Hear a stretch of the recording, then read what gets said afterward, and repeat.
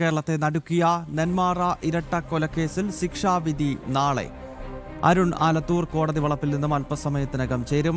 പ്രേക്ഷകർക്കറിയാം, നേരത്തെ കോടതി ഈ കേസിൽ അവസാനഘട്ട വാദം 11 മണിയോടുകൂടി ആരംഭിച്ചിരുന്നു. ആദ്യം പ്രോസിക്യൂഷനും അതിനുശേഷം പ്രതിസ്ഥാനത്ത് നിന്നുള്ള അഭിഭാഷകനുമാണ് അവസാന നിലപാട് വ്യക്തമാക്കിയത്. എന്തായാലും ഇന്നിപ്പോൾ കോടതി ശിക്ഷാവിധിയിലേക്ക് കടക്കുന്നില്ല. നാളെയാണ് ചെന്താമരയുടെ ശിക്ഷ വിധിക്കുക.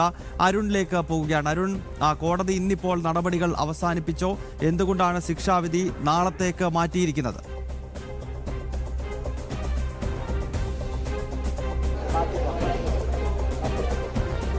ഗൗതം, ഇന്നിപ്പോൾ വാദങ്ങൾ, അതായത് ശിക്ഷാവിധിയിന്മേലുള്ള വാദങ്ങൾ കൃത്യമായിട്ട് തന്നെ നടന്നു. രണ്ട് ഭാഗത്തു നിന്നും, അതായത് പ്രോസിക്യൂട്ടറുടെ ഭാഗത്തു നിന്നും അതുപോലെ തന്നെ പ്രതിഭാഗത്തിന്റെ ഭാഗത്തു നിന്നുമുള്ള വാദങ്ങളാണ് കോടതിയിൽ ഇന്നിപ്പോൾ പ്രധാനമായിട്ടും ഉണ്ടായത്. ആ വാദങ്ങൾക്കൊടുവിലാണ് ശിക്ഷാവിധി ഇപ്പോൾ നാളേക്ക് എന്നുള്ളത്. എന്താണ് ചെന്താമരയുടെ വിധി എന്നുള്ള കാര്യം നമുക്ക് നാളെ അറിയാൻ സാധിക്കുമെന്നുള്ളതാണ്. ഏതായാലും ഇന്ന് പ്രധാനമായിട്ടും പ്രോസിക്യൂഷൻ വാദിച്ചത് ചെന്താമരയ്ക്ക് വധശിക്ഷ തന്നെ നൽകണം എന്നുള്ളതാണ്. മുൻകൂർ തയ്യാറെടുപ്പുകൾ നടത്തിക്കൊണ്ടാണ് പ്രതി ഈ കൊലപാതകം നടത്തിയിട്ടുള്ളത്. 2019 ഒരാളെ കൊന്ന വ്യക്തിയാണ് പ്രതി. 2025 വീണ്ടും ഇരട്ട കൊലപാതകം നടത്തി. അതിന് കൃത്യമായിട്ടൊരു മുൻകൂർ തയ്യാറെടുപ്പുകളുണ്ട്. ഒരു കുടുംബത്തിലെ 3 പേരെ പ്രതി കൊന്നു. പ്രതിയുടെ അടുത്ത ലക്ഷ്യം അയൽവാസിയായ പുഷ്പയായിരുന്നു. പ്രതി സമൂഹത്തിന് തന്നെ വലിയ ഭീഷണിയാണ്. കുറ്റകൃത്യം നടത്താൻ ഇനിയും സാധ്യതയുണ്ട്. അതുമാത്രമല്ല, പ്രൊബേഷൻ ഓഫീസറുടെ റിപ്പോർട്ടിൽ അത് വളരെ വളരെ വ്യക്തമാണ് എന്നും സജിതയെ കൊലപ്പെടുത്തിയ പ്രതി അവരുടെ ഭർത്താവിനെയും കൊന്നു, അതുപോലെ തന്നെ ഭാര്യ തന്നെ വിട്ടുപോയത് സജിതയാണ് എന്ന് സംശയത്തിന്റെ പുറത്താണ് പ്രതി കൊലപാതകം നടത്തിയത് തുടങ്ങിയ കാര്യങ്ങളൊക്കെ കൃത്യമായിട്ട് തന്നെ പ്രോസിക്യൂട്ടർ കോടതിയിൽ വാദിച്ചു എന്നുള്ളതാണ്. പ്രതി സമൂഹത്തിന് തന്നെ ഭീഷണിയാണ്, അതുപോലെ മാനസാന്തരത്തിന് സാധ്യതയില്ല എന്നും കോടതിയിൽ പ്രോസിക്യൂഷൻ പറഞ്ഞു. പ്രതി മാനസാന്തരപ്പെടാൻ യാതൊരു സാധ്യതയുമില്ല. ഗാന്ധിജിയല്ല താൻ എന്ന മനോഭാവം തന്നെ ഉദാഹരണമാണ്. അതായത് കഴിഞ്ഞ ദിവസം കോടതിയിൽ പറഞ്ഞിരുന്നു, താൻ ഗാന്ധിജിയല്ല, ഒരു കവളത്തടിച്ചാൽ മറു കവിൾ കാണിച്ചു കൊടുക്കാൻ എന്ന തരത്തിലുള്ള പ്രതികരണം ഉണ്ടായത്. അത് കൃത്യമായിട്ട് തന്നെ ഈ പ്രതിയുടെ ഭാഗത്ത് നിന്ന് പ്രതിക്ക് യാതൊരു തരത്തിലും പ്രതി മാനസാന്തരപ്പെടാൻ സാധ്യതയില്ല എന്നുള്ളതിന്റെ ഉദാഹരണമാണ് എന്നതാണ് കോടതി പ്രധാനമായിട്ടും പറഞ്ഞത്. ഏതായാലും ഈ കോടതിയിൽ പ്രോസിക്യൂഷൻ പ്രധാനമായിട്ടും പറഞ്ഞത്, ആ പ്രോസിക്യൂഷന്റെ വാദങ്ങൾക്ക് ശേഷം പ്രതിഭാഗത്തിന്റെ വാദം ആരംഭിച്ചു. പ്രതിഭാഗം പറഞ്ഞത് ഇത് വധശിക്ഷ നൽകരുത് എന്നുള്ളതാണ്. മുൻപ് ശിക്ഷിക്കപ്പെട്ടിട്ടുണ്ടെങ്കിലും പുതിയ കേസിൽ ശിക്ഷിക്കാൻ അത് പരിഗണിക്കാൻ പാടില്ല എന്ന് രാജസ്ഥാൻ ഹൈക്കോടതി വിധി വായിച്ചായിരുന്നു പ്രതിഭാഗത്തിന്റെ വാദം ആരംഭിച്ചത്. കേസിൽ ദൃക്സാക്ഷികൾ ഇല്ല എന്നതുകൊണ്ട് തന്നെ ചത്തത് കീചകനെങ്കിൽ കൊന്നത് ഭീമൻ എന്ന രീതിയിലാണ് പോലീസ് ചെന്താമരയെ പിടികൂടിയത്. FIR ഇട്ട് തുടക്കം മുതൽ തന്നെ ചെന്താമരയെ പ്രതിയാക്കുകയായിരുന്നു. കേസിലുള്ളത് വെറും സാഹചര്യ തെളിവുകൾ മാത്രമാണ്. സംശയത്തിന്റെ സാഹചര്യം കേസിൽ നിലനിൽക്കുന്നു എന്നുൾപ്പെടെയുള്ള കാര്യങ്ങൾ ചെന്താമരയുടെ അഭിഭാഷകൻ പറയുകയുണ്ടായി. മാത്രമല്ല, വധശിക്ഷ നൽകരുത് എന്നുള്ളൊരു ആവശ്യമായിരുന്നു ചെന്താമരയുടെ അഭിഭാഷകൻ പറഞ്ഞത്. ഇപ്പോൾ കോടതിയിൽ നിന്നും ചെന്താമരയെ പുറത്തേക്ക് ഇറക്കുന്ന കാഴ്ചയാണ് നമ്മൾ കാണുന്നത്. ഏതായാലും ചെന്താമരയുടെ വിധി എന്താണ് എന്നുള്ളത് നമുക്ക് നാളെ കൃത്യമായിട്ട് അറിയാം. വധശിക്ഷ തന്നെ ഈ പ്രതിക്ക് നൽകണമെന്നുള്ള ആവശ്യം ശക്തമാവുന്ന ഒരു സാഹചര്യം, പ്രത്യേകിച്ച് ഈ കൊല്ലപ്പെട്ട സുധാകരന്റെ മക്കൾ ഉൾപ്പെടെ പ്രതിക്ക് വധശിക്ഷ നൽകണമെന്നുള്ളത് പറഞ്ഞിരുന്നു. അതുമാത്രമല്ല, പ്രതിക്ക് വധശിക്ഷ നൽകണമെന്ന് ഇന്നിപ്പോൾ ഏതായാലും പ്രോസിക്യൂഷനും കോടതിയിൽ ആവർത്തിക്കുന്നു എന്നുള്ളതാണ്. കൃത്യമായിട്ട് എന്തുകൊണ്ട് വധശിക്ഷ നൽകണമെന്നുള്ളതിന് കൃത്യമായ പോയിന്റുകളാണ് ഇന്നിപ്പോൾ പ്രോസിക്യൂഷൻ ഈ കുറ്റക്കാരനാണെന്ന വിധിയിന്മേലുള്ള വാദത്തിലും അദ്ദേഹം പറഞ്ഞത് കോടതിയിൽ. അതായത് ഇനിയും ഈ പ്രതി പുറത്തേക്ക് ഇറങ്ങുകയാണെങ്കിൽ അത് വലിയ രീതിയിൽ ജീവന് തന്നെ ഭീഷണിയാണ് എന്നുൾപ്പെടെയുള്ള കാര്യങ്ങളാണ് പറഞ്ഞത്. ഏതായാലും ഇപ്പോൾ ചെന്താമരയെ പുറത്തേക്ക്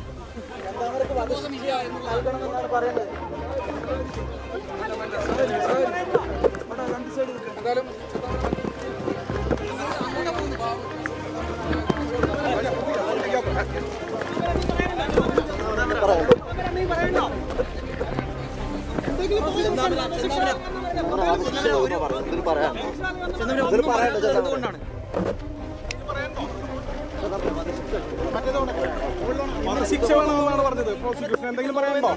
വീണ്ടും എന്തെങ്കിലും കോടതി അറിയിക്കാനുണ്ടോ?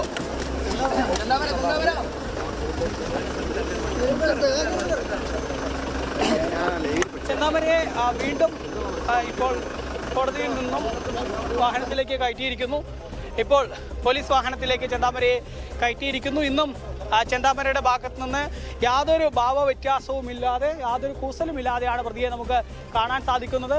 മാധ്യമങ്ങൾ ആവർത്തിച്ച് ചോദിച്ചപ്പോഴും എന്തെങ്കിലും പറയാനുണ്ടോ എന്നുള്ള ചോദ്യങ്ങൾക്കൊന്നും ഒരു മറുപടി ഇന്നിപ്പോൾ ചെന്താമരയുടെ ഭാഗത്തു നിന്ന് ഉണ്ടായിട്ടില്ല എന്നുള്ളതാണ്. പലതവണ കോടതിയെ വെല്ലുവിളിക്കുകയും പരിഹസിക്കുകയും ഒക്കെ ചെയ്തിട്ടുള്ള പ്രതി ഇതേ കോടതി വളപ്പിൽ വെച്ച് ഇനിയും തനിക്കെതിരെ ആരെങ്കിലും വന്നാൽ അവരെയൊക്കെ വകവരുത്തുമെന്നൊക്കെ പ്രതികരിച്ചിട്ടുള്ള പ്രതിയാണ് ചെന്താമര. ആ ചെന്താമര ഏതായാലും ഇപ്പോൾ മറ്റ് പ്രതികരണങ്ങളൊന്നും നടത്തുന്നില്ല. ഏതായാലും ഇപ്പോൾ ചെന്താമരയെ പോലീസ് വാഹനത്തിൽ കയറ്റി പുറത്തേക്ക് കൊണ്ടുപോകുന്ന ഒരു കാഴ്ചയാണ് നമ്മൾ കാണുന്നത്. ഈ ചെന്താമരയ്ക്ക് എന്തായിരിക്കും കോടതിയുടെ ഭാഗത്തു നിന്നുണ്ടാവുന്ന വിധി എന്നുള്ളത് ഇനി ഏതായാലും നാളെ കൃത്യമായിട്ട് അറിയാൻ സാധിക്കും. വധശിക്ഷ തന്നെ നൽകണമെന്ന് ആവർത്തിക്കുകയാണ് കോടതിയിൽ പ്രോസിക്യൂട്ടർ. പ്രധാനമായിട്ടും നമുക്കറിയാം ഈ വധശിക്ഷ നൽകുക എന്ന് പറയുന്ന സമയത്ത് അതിൽ മുൻപ് നമുക്ക് സുപ്രീം കോടതി വിധിയിലൊക്കെ അറിയാം വധശിക്ഷ നൽകുക എന്ന് പറയുമ്പോൾ 1980 ബച്ചൻ സിംഗ് കേസിലൂടെ ഇതുമായി ബന്ധപ്പെട്ട വിധി നിലവിലുണ്ടായിരുന്നെങ്കിലും 2022 സുപ്രീം കോടതി ഇതിൽ പുതിയൊരു പ്രോട്ടോകോൾ കൊണ്ടുവന്നിരുന്നു.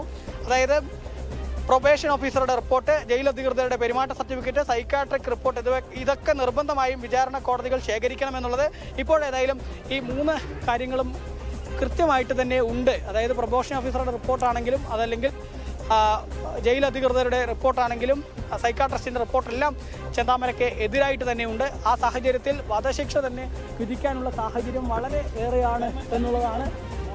ഇപ്പോഴേതായാലും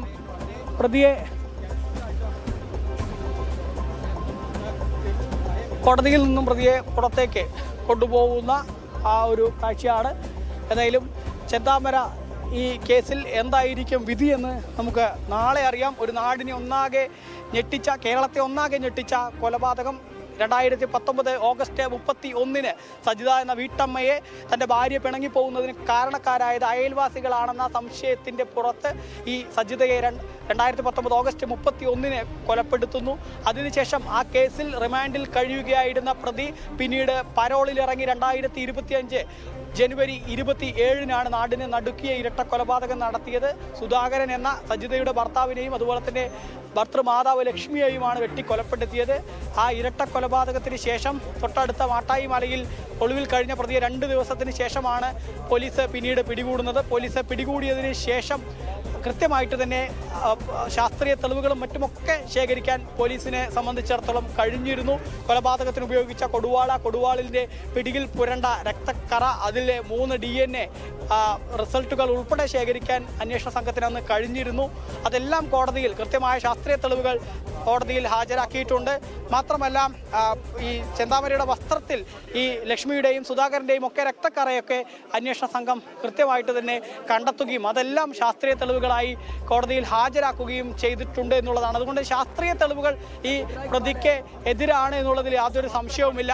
അതുകൊണ്ട് തന്നെ ശാസ്ത്രീയ തെളിവുകളെല്ലാം കൃത്യമായിട്ട് എതിരാണ് ചെന്താമരയ്ക്ക് എന്ന് ഒരു വശത്ത്, മറുവശത്താണെങ്കിൽ കൃത്യമായിട്ട് തന്നെ ചെന്താമര കോടതിയെ പോലും പരിഹസിക്കുകയും വെല്ലുവിളിക്കുകയും ഒക്കെ ചെയ്യുന്ന സാഹചര്യം മറുവശത്ത്.